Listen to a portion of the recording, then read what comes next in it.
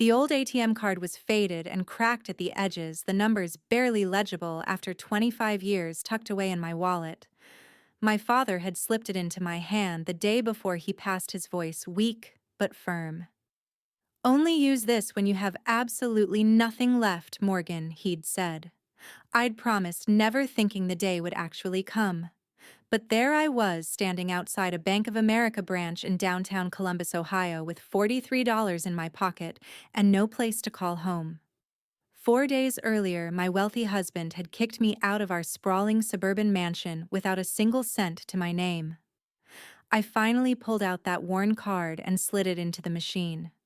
What happened next made the branch manager come running out of his office, face-pale, hands trembling. "Ma'am, please don't leave," he said, voice shaking. "I need you to come inside right now. This account, this can't be real." My name is Morgan Tate. I'm 44 years old, and just 4 days ago, my husband Chase threw me out like I was nothing. He kept the house we'd built together, the cars, the investment portfolios, everything we'd accumulated over 16 years of marriage. His lawyer had laid it all out coldly, since most assets were tied to Chase's logistics company income, and my freelance graphic design work barely counted in their eyes. I walked away with next to nothing. A $75,000 settlement. That was it. Less than $5,000 per year for everything I'd put into our life. I'd supported his career from the start, designing the company logo, the website, marketing materials that helped turn his small transport firm into a nationwide operation worth hundreds of millions. But in the end, none of that mattered. Standing at that ATM with literally nothing left, I typed in the PIN, my birthday, month, and day. The machine paused longer than usual, screen blank. Then it flashed, "Please see a banker immediately." My heart sank. After all this time, the account was probably closed or worthless. I was about to turn away when the glass doors flew open. A man in his 50s suit, slightly rumpled name tag reading Victor Wong, branch manager, hurried toward me. "Ma'am," he said out of breath, "please come inside. The account you just accessed. I need to verify something urgently." His eyes were wide, like he'd seen a ghost. I followed him through the lobby to a private office in the back. He closed the door, sat down, and started typing rapidly, fingers actually shaking. After checking my ID against his screen, he looked up at me. "Ms. Tate, when was the last time you accessed this account?" "Never," I said. "My father gave me the card 25 years ago, right before he died. I never touched it."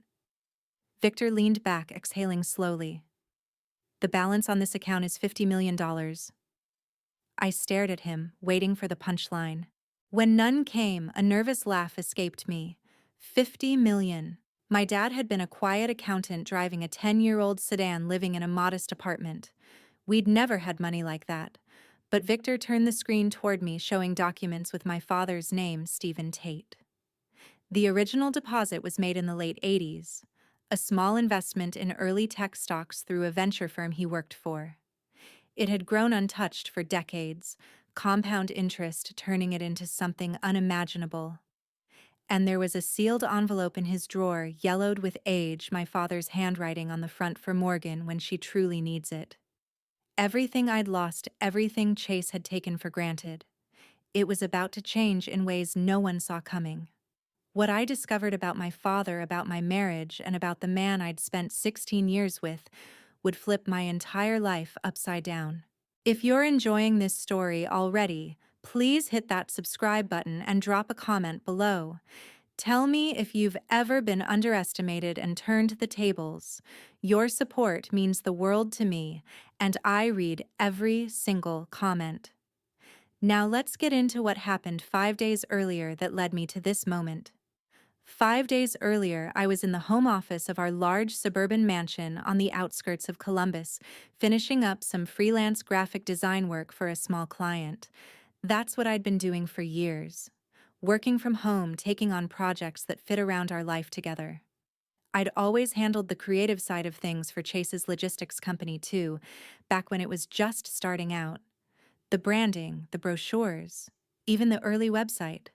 A lot of that early success had my touch on it. I walked into our bedroom to grab a sweater and stopped dead in my tracks. There, neatly placed on my pillow, was a thick stack of papers with a cover page that read, "Petition for dissolution of marriage. Divorce papers." My stomach dropped. Chase appeared in the doorway behind me, arms crossed, looking more annoyed than anything else. He was still in his work suit tie, loosened after a long day running his nationwide transport empire. "Morgan, we need to talk," he said flatly, like he was scheduling a routine meeting. I turned around, papers in hand. "Chase, what is this?" "It's exactly what it looks like. I'm filing for divorce. Everything's prepared.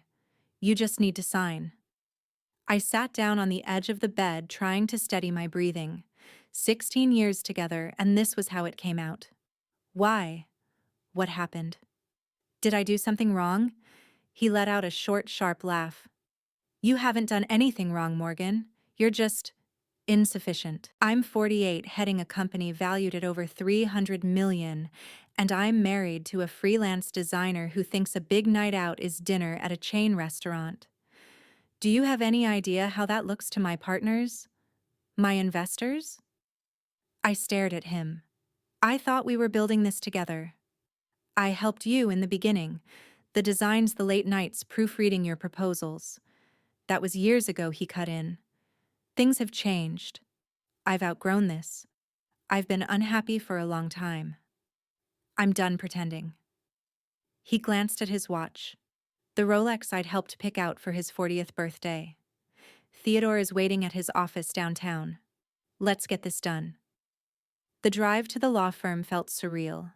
Theodore Lane specialized in high-net-worth divorces, the kind where one side walks away crushed. He greeted us in a sleek conference room, documents already spread out like a battle plan. "Mrs. Tate." Theodore began sliding a folder toward me. "Given that the vast majority of marital assets were acquired through Mr. Tate's income from his logistics company, the mansion purchased 10 years ago with his bonus, the investment accounts funded solely by his earnings, the vehicles titled in his name, you'll be leaving with a generous settlement." Generous. $75,000 to be paid immediately upon signing in exchange for waiving all future claims. I looked at Chase. This can't be serious. 16 years and that's it. Chase didn't meet my eyes. He was checking emails on his phone. Theodore leaned forward. "Ohio is an equitable distribution state, Mrs. Tate, not strictly community property. Contributions are weighed, and frankly, your freelance income has been minimal compared to Mr. Tate's. If you fight this and force a trial, we will demonstrate that your financial input was negligible. Witnesses will testify to your lack of ambition, your satisfaction with a limited role. Legal fees alone could wipe out far more than this settlement. The offer expires today." I felt trapped. I didn't have a lawyer of my own. I couldn't afford one on the spot. Chase finally looked up. "Just sign, Morgan. Theodore has another client soon." My hand shook as I picked up the pen. I thought about fighting, about demanding my share for all the unseen work, managing the house, hosting his business dinners, freeing him to focus on growing the company. But the threats echoed in my head, debt, prolonged court battles, ending up with nothing.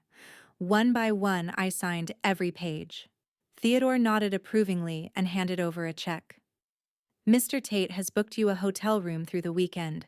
After that, arrangements are your responsibility." Chase stood up. "I've packed some of your things. They're in the garage. The locks and security codes will be changed tonight." He walked out without another word. 16 years and not even a goodbye. Later that evening, as I loaded a few suitcases into my older sedan in the driveway, the mansion lights stayed on behind me, bright, indifferent, already moving on without me. That same night, I drove away from the mansion with the suitcases in the trunk and the settlement check on the passenger seat. The hotel Chase had arranged turned out to be a budget motel off the interstate on the edge of Columbus, the kind with flickering neon signs, thin walls, and a vending machine that barely worked. I checked in using my own credit card for the deposit since the reservation only covered a couple of nights. The room smelled of old carpet and cleaning spray. I dropped my bag, sat on the edge of the bed, and stared at the peeling wallpaper until the reality sank in. Everything familiar was gone in a single day.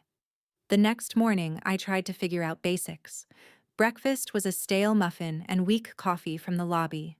With limited cash until I could deposit the check, I stuck to cheap options. Snacks from the vending machine, drive-through dollar menus when I needed something more substantial. Renting a decent apartment would require first and last month's rent plus deposits, and I had to stretch what little I had. By the second day, the isolation hit hard. I scrolled through contacts on my phone, hesitating over names of mutual friends who probably sided with Chase in his world of business connections. Finally, I called the one person I knew would listen without judgment. Autumn picked up on the second ring. Morgan. Hey, what's going on? You sound off. I took a breath and let it spill out. The sudden divorce, the quick signing, being locked out of my own home. I kept my voice steady at first, but halfway through the tears came anyway. He just ended it, Autumn. Like 16 years meant nothing. I'm in this motel now trying to figure out how to start over at 44 with basically no savings of my own. She stayed quiet for a moment, then spoke softly. I'm so sorry. I always thought he looked down on us, on Dad's simple life, on what we came from. Remember how he barely came to family gatherings after you two got serious? I should have said something sooner. You couldn't have known it would come to this, I said, wiping my eyes. I didn't see it either. We're family, Morgan. You don't have to go through this alone. Come stay with me if you need to. My guest room is yours as long as you want. We'll sort this out together. Talking to her eased the knot in my chest a little. Autumn had always been the steady one, 3 years older, with her nursing job at a local hospital and a no-nonsense way of handling problems. She'd gone through her own rough patch years back when her marriage ended, and she'd rebuilt without looking back. After we hung up, I lay on the motel bed staring at the ceiling, thoughts drifting to Dad. Stephen Tate had raised us single-handedly after Mom left when we were kids. He'd worked as an accountant for small firms around Columbus, never making much, but always making sure we had what we needed: school clothes, books, a reliable used car when we turned 16. He'd lived simply in a small apartment, drove the same sedan for over a decade, saved where he could.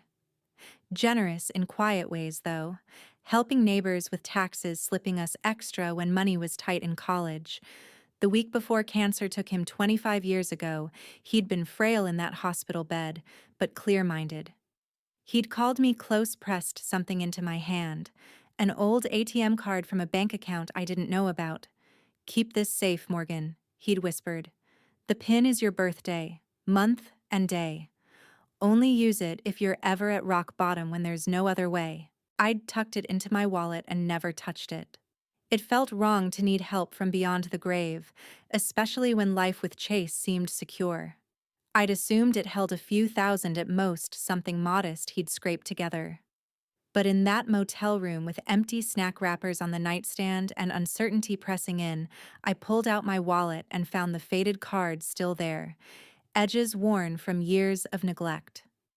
The next morning, with barely enough cash left for gas and another cheap meal, I decided it was time.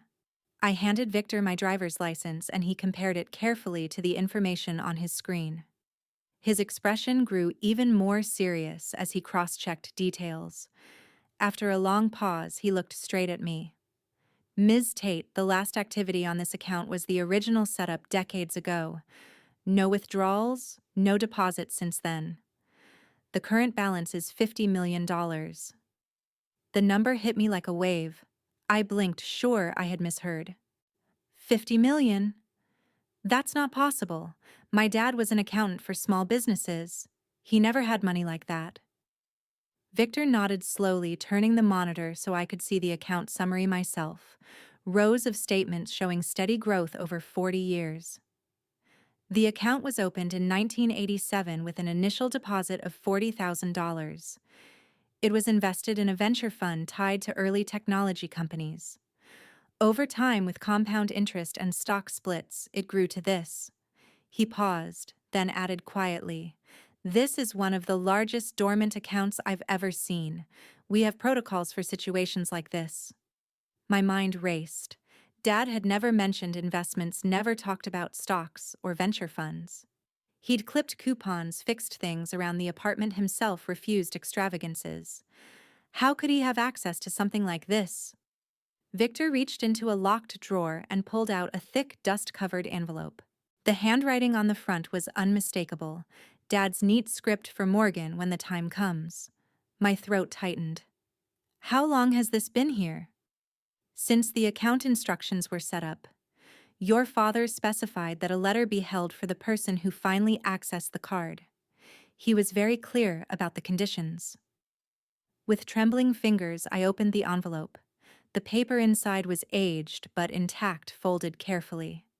I unfolded it and began reading Dad's words, written all those years ago. My dearest Morgan, if you're reading this, it means you've used the card. It means life has brought you to a place where you need help more than ever, and I'm heartbroken. I can't be there in person.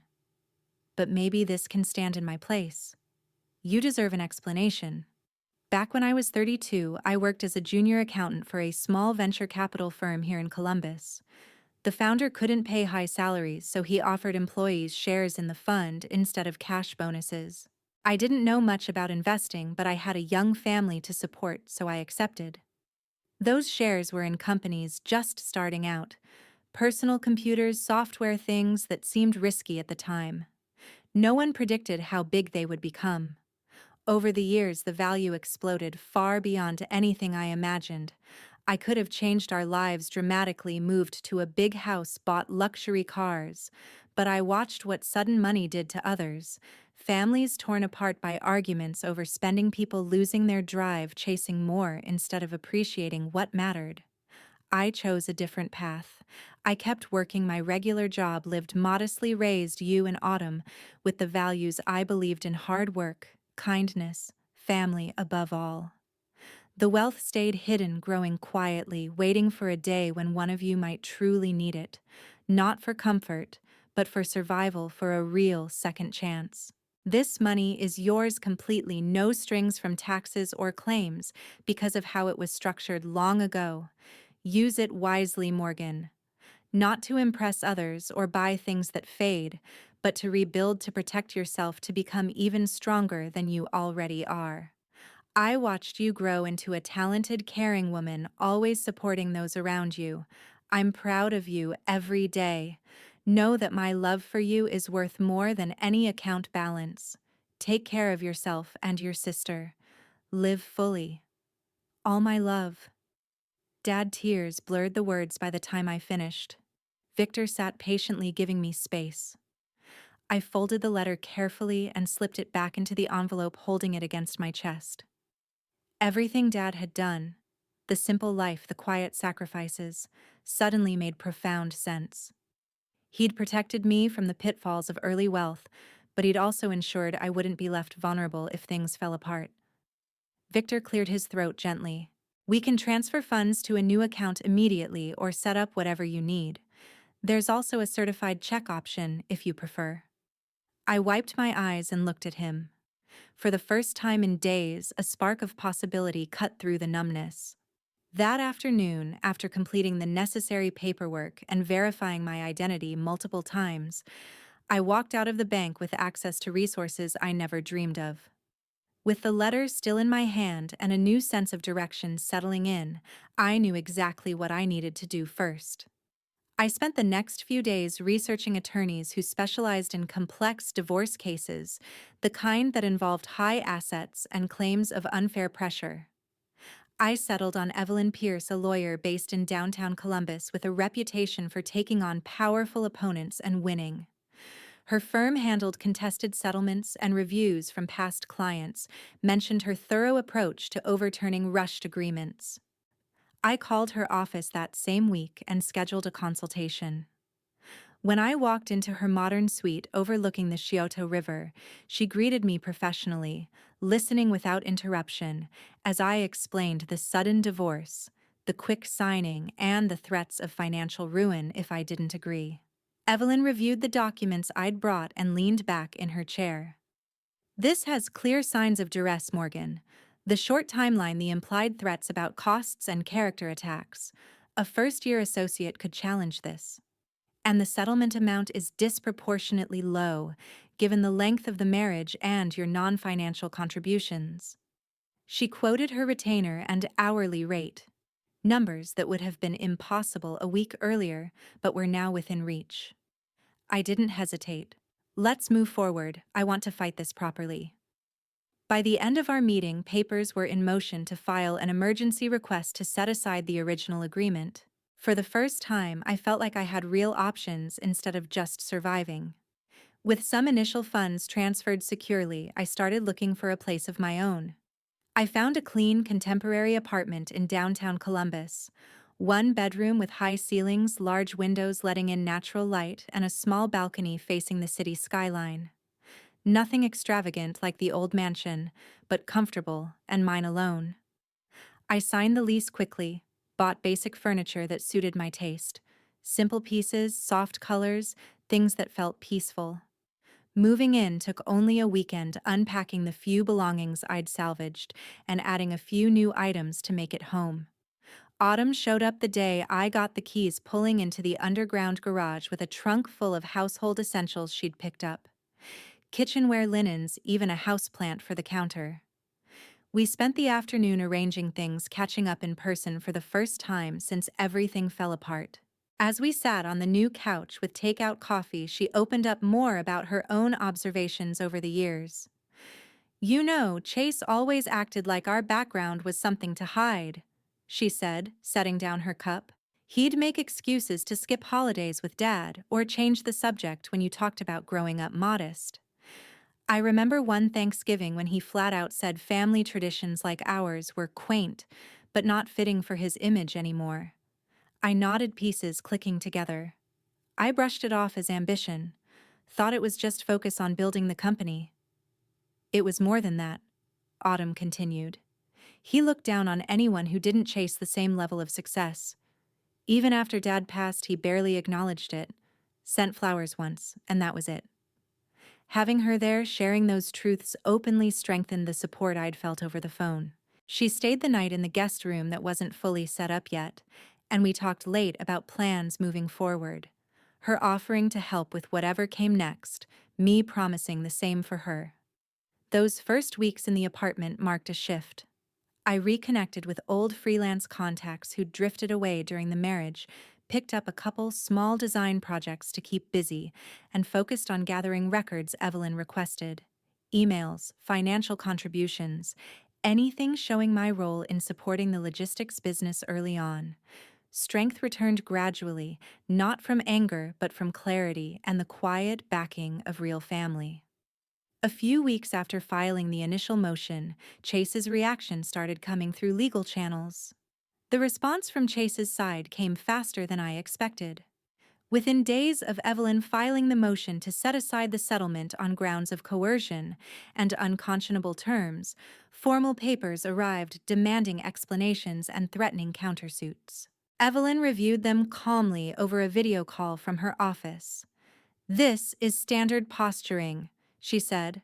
"They're rattled because the timeline and pressure tactics are well documented. We'll push for a quick hearing." Word of the challenge apparently reached Chase directly. My phone, which I'd kept the same number for years, started ringing with blocked calls and unfamiliar ones. When I finally answered one out of curiosity, his voice came through, tense, lower than usual. "Morgan, it's me. We need to talk. In person." I stayed silent for a second, then replied evenly. "Anything you have to say goes through the lawyers now, Chase." "Don't do this," he pressed. "Dragging it out will cost us both a fortune. I can increase the settlement, make it fair without courts getting involved." Fair. The word stung, but I didn't let it show. "You had your chance for fair when you forced the papers on me. I'm done negotiating alone." He switched tones softer, almost pleading. Think about what this will do to the company. Public fights aren't good for business. We can settle quietly, keep things private. I ended the call without another word and blocked the number he'd used. More attempts followed over the next days.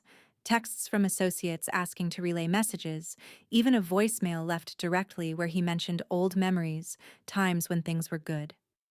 Each one I ignored or deleted. The man who dismissed me so easily didn't get to pull at emotions now that the tables had turned. Evelyn advised documenting everything in case it supported the duress claim. While waiting for the hearing date, we focused on building the case. Evelyn requested full financial disclosures, pulling records of the marriage accounts, property purchases, and business growth. I dug through old hard drives and cloud storage for proof of my early contributions. Files from over a decade ago surfaced.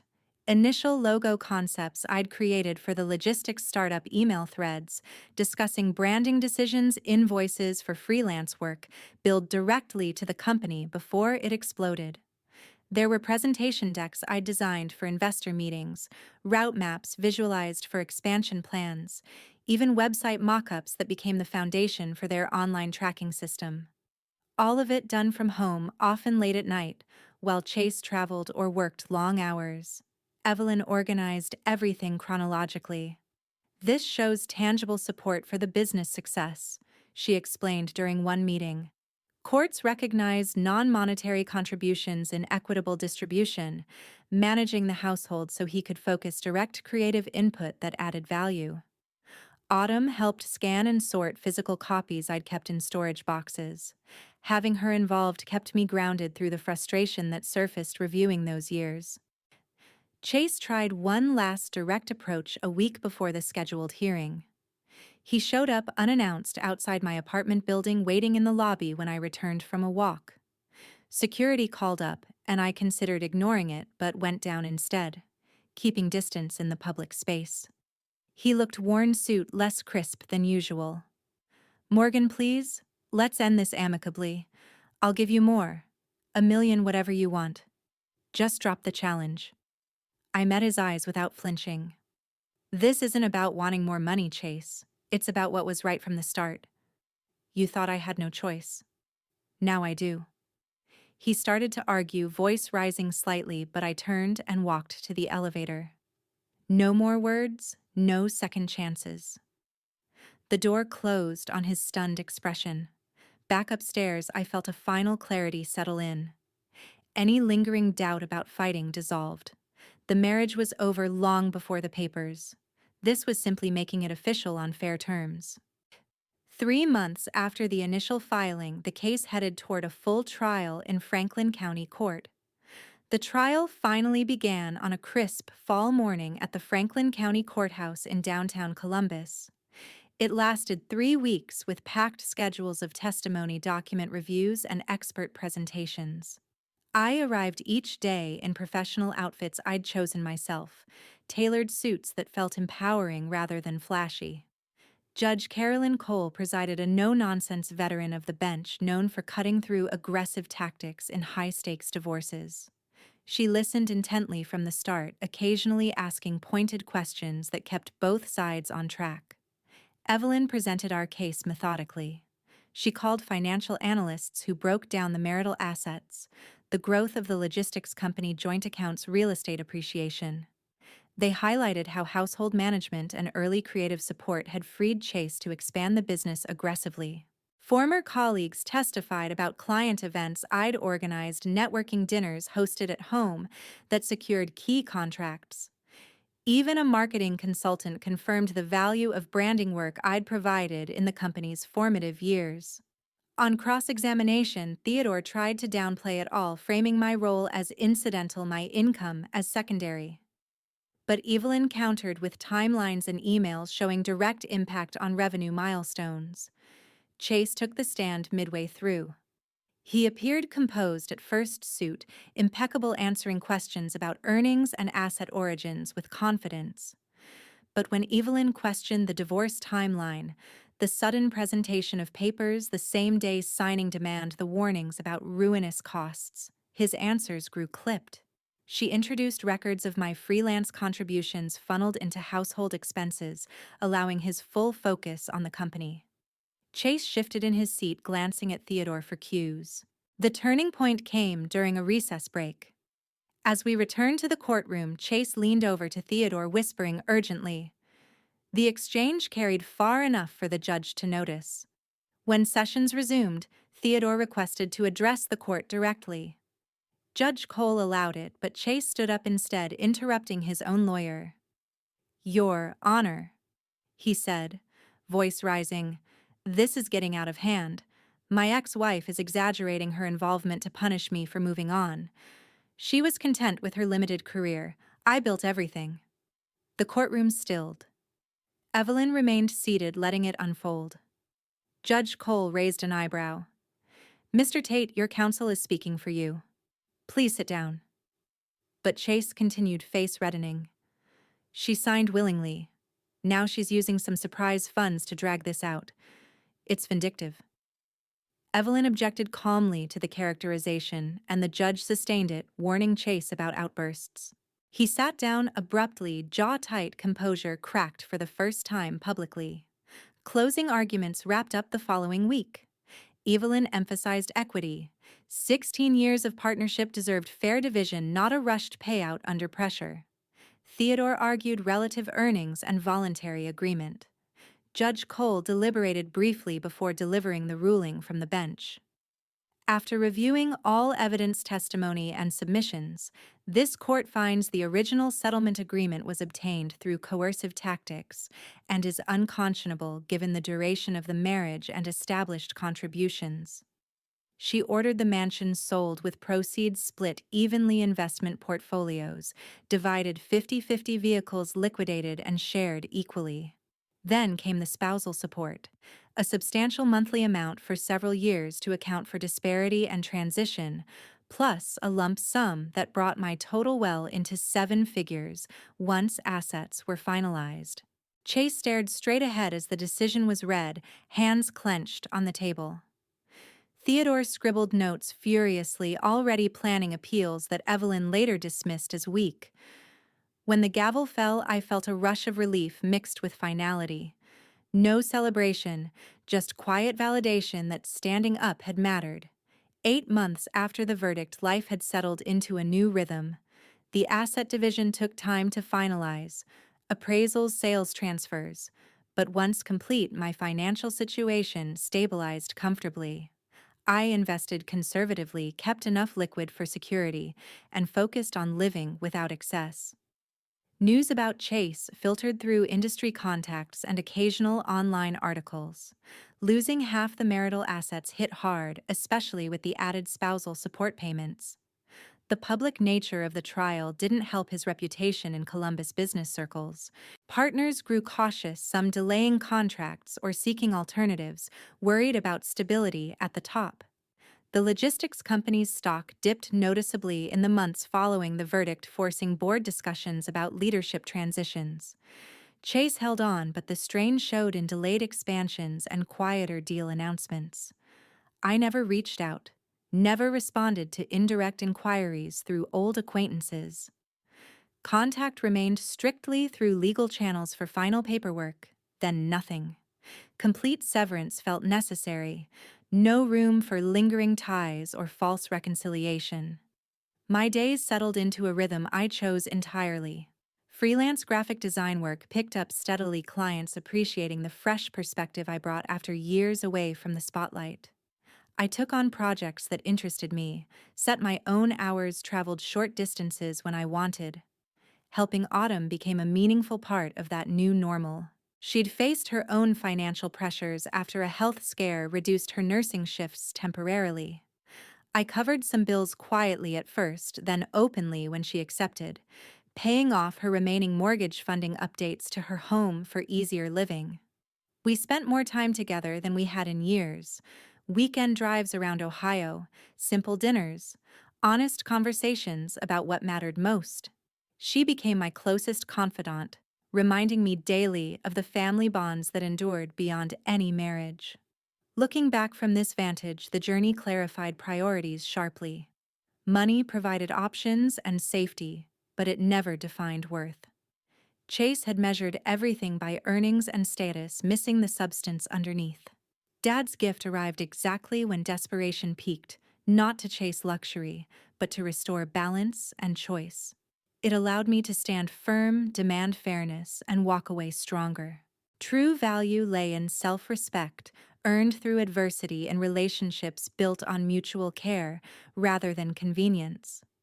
Autumn and I rebuilt on that foundation, supportive, present, genuine. I kept most of the inheritance, growing steadily, using portions thoughtfully for causes Dad would have approved: local scholarships for single-parent students, contributions to community programs in Columbus neighborhoods like the ones we grew up in. Life felt grounded now, decisions mine alone, peace, hard-won and deeply felt. The woman who'd once signed away her future under pressure no longer existed. In her place stood someone who knew her strength came from within, reinforced by real family and quiet integrity. Chase continued running his company amid ongoing challenges while I moved forward unburdened. No regrets, no backward glances, just forward momentum rooted in lessons that no amount of wealth could buy.